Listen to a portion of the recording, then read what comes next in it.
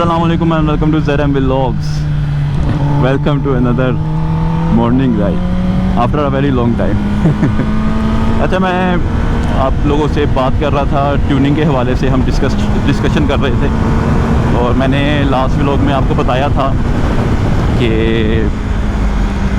Fuel maps कितनी किस्म के होते हैं और लीन फ्यूल मैप्स का क्या मतलब है और रिच फ्यूल मैप का क्या मतलब है, और एक जो टारगेट एयर फ्यूल रेशियो होती है वो उसकी वैल्यू क्या होती है। तो अगर आपने वो पिछला व्लॉग नहीं देखा तो वो देखें, क्योंकि ये उसी का कंटिन्यू व्लॉग है।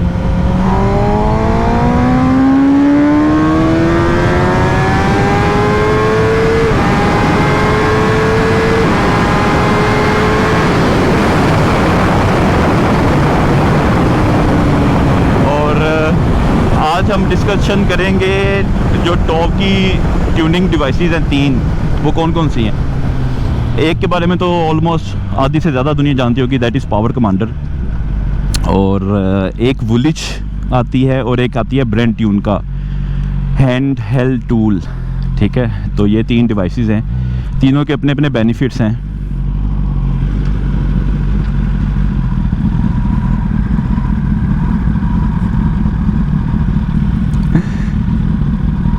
आप 3000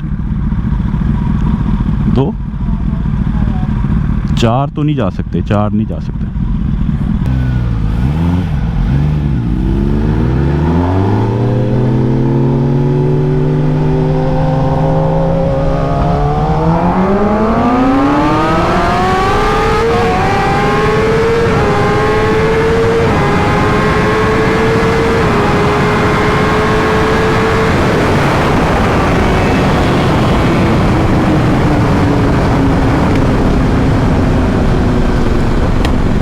जुनैद भाई वेरी गुड जुनैद भाई, मज़ा आया।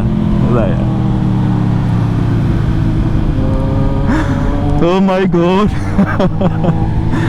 जुनैद भाई is the most lethal trickster, most lethal.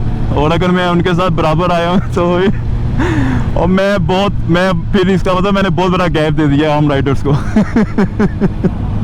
Good. अच्छा, तो बेनिफिट्स और जो डीमेरिट्स हैं वो आपको बताते हैं डिवाइसेस के।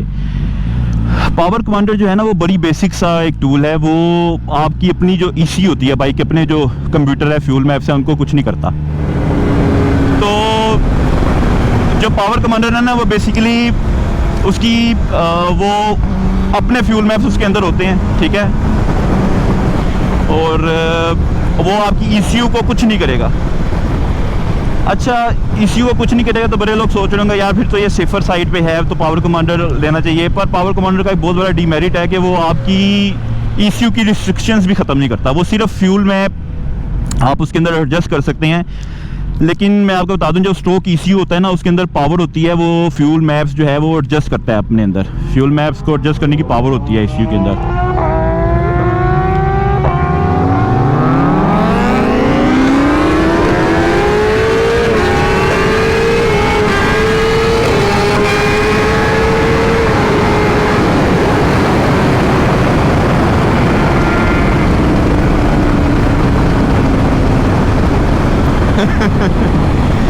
फ्यूल मैप को एडजस्ट करने की ताकत होती है ईसीयू के अंदर। तो अगर आप पावर कमांडर लगा लेंगे स्टॉक ईसीयू के अंदर, और अगर आपकी स्टॉक ईसीयू जो है वो है रिस्ट्रिक्टेड, तो रिस्ट्रिक्शंस कभी ख़त्म नहीं होंगी। पावर कमांडर रिस्ट्रिक्शंस को ख़त्म नहीं कर सकता। इवन कि आप अगर पावर कमांडर के अंदर फ्यूल मैप्स भी इंस्टॉल कर लेंगे तो ईसीयू जो है वो अपनी पीछे से मैपिंग चेंज करता रहता है। जब ईसीयू को रीडिंग वापस, जो ऑक्सीजन सेंसर लगा होता है एग्जॉस्ट में, जब वो वापस रीडिंग देता है ना कि यार एयर फ्यूल रेशियो ज़्यादा ही है मुझे, तो ईसीयू अपनी air fuel ratio cut down कर देता है पीछे से। फिर आप पावर कमांडर में जो मर्जी आपने मैप डाले हो वो किसी काम के नहीं रहते।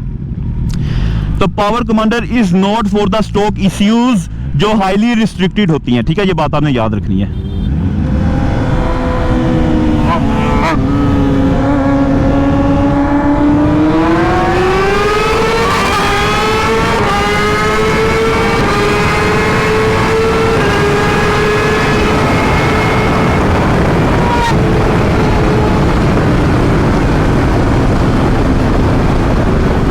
दूसरी तरफ मैं अब बात करूंगा ब्रेन ट्यून के हैंड हेल्ड टूल की।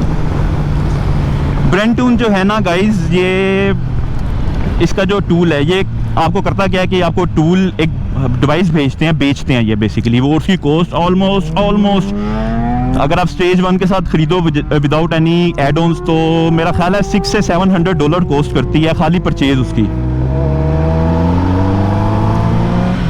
उसमें होता है आपके पास डिवाइस आ जाएगी, आपके पास डिवाइस आएगी तो आप अपनी ECU के साथ वो लगाएंगे, उसके अंदर से फाइल वो एक्सट्रैक्ट करेगा डिवाइस, फिर आप वो ब्रेन को बेचते हैं, फिर ब्रेन उसमें चेंजेस करता है, आपको वापस भेजेगा, आप उसको फ्लैश करेंगे।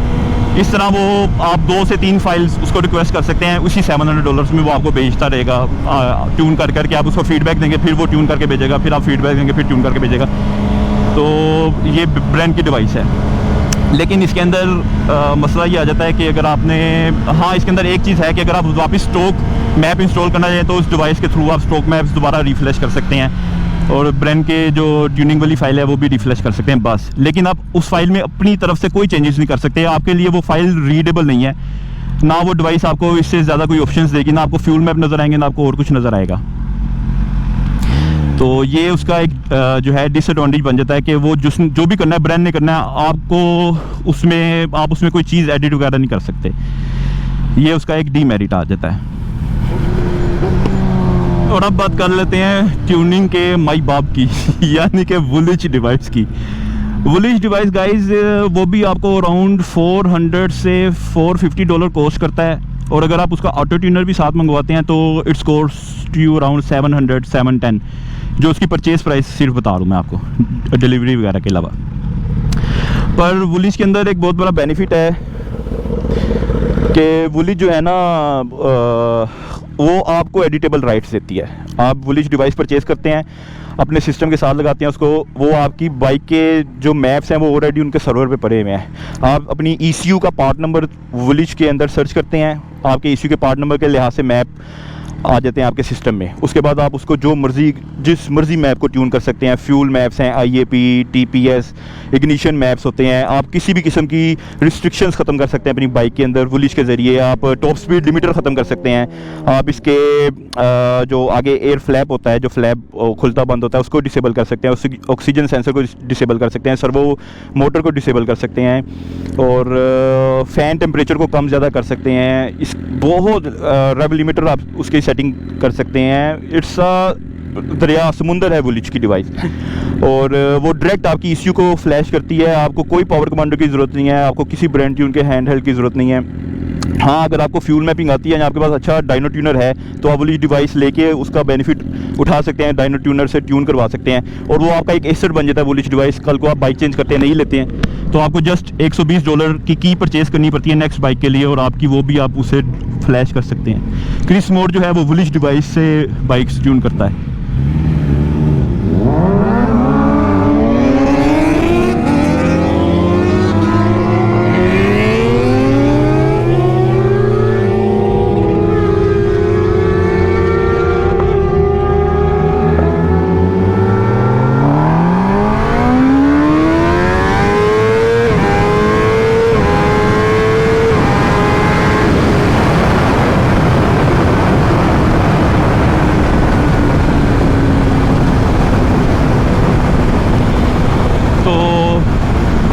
मेरी बाइक जो है ये क्योंकि स्टॉक थी, डॉक्टर जिशान ने अप्लाई फॉर बाइक पाकिस्तान में मंगवाई थी जून के अंदर ये गालिबन, और जून में इसकी अनलॉकिंग नहीं आई हुई थी अभी।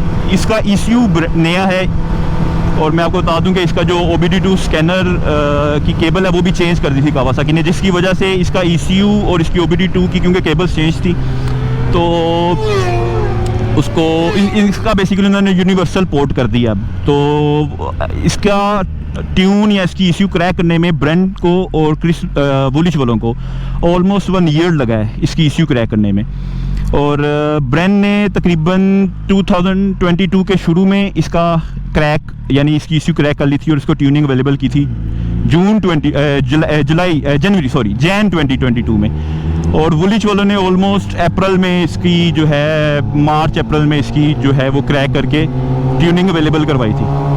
तो ये बाइक मेरे पास स्टॉक था, मैंने नवंबर 21 में परचेज़ किया था और ट्यूनिंग आई है इसकी 22 में अवेलेबल हुई है। और मैंने अपने लिए वो मंगवाई है, बुलिश डिवाइस मंगवाई है, उसे इसकी थ्रोटल प्लेट्स अनलॉक की हैं बस, और फ्यूल मैपिंग जो है ऑटो ट्यूनर लगाया हुआ है, तो वो आहिस्ता आहिस्ता अपने आप को डाटा इकट्ठा करता है, अपने आप को ट्यून कर रहा है वो।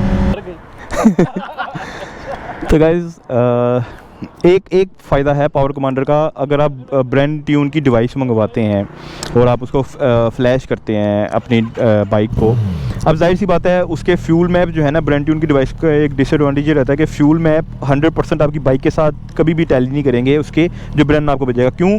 क्योंकि वो फाइल अपने घर बैठ के या अपनी शॉप पे बैठ के उसने आपको भेज दी है ऑनलाइन और आपने फ्लैश कर लिया है, बाइक उसके पास कभी डाइनो पे रन हुई नहीं।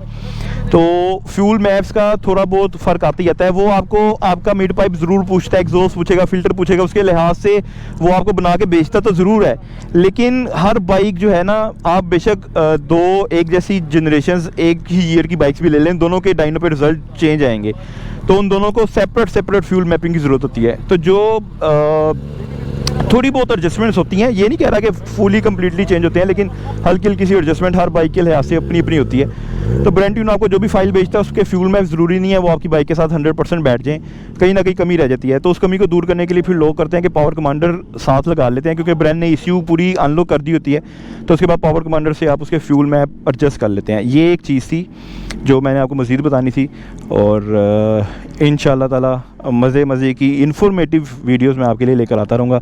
अभी फ़ोटो सेशन होने लगा, इसलिए बाइक आपको सामने जाता हुआ नज़र आया। अभी आज बहुत ज़्यादा कावासाकी के 10R और 2 RR हैं और 4 10R हैं ग्रुप में, और सब आ रहे हैं, और अभी आपको जब इकट्ठे होते हैं तो वो भी दिखा देता हूँ। तो गाइज़ ये था आज का व्लॉग। बहुत ज़्यादा 10R और RR हो गया हमारे ग्रुप में माशाल्लाह। कावासाकी इसकी लाइन लगाई है एक अपने। Stay tune with my channel. Ride safe, stay safe, और वाइल्ड ड्रैग या वाइल्ड राइडिंग मैयर दी सेफ्टी डिस्टेंस फर्स्ट, और अपने लिए सेफ्टी डिस्टेंस पहले से मैयर करके फिर चलाया करें, और उसके बाद मत चलाया करें, छोड़ दिया करें। मुझे दुआ में याद रखिएगा। Ride safe, wear safety gears. मिलेंगे आपसे नेक्स्ट व्लॉग में। अल्लाह हाफिज़।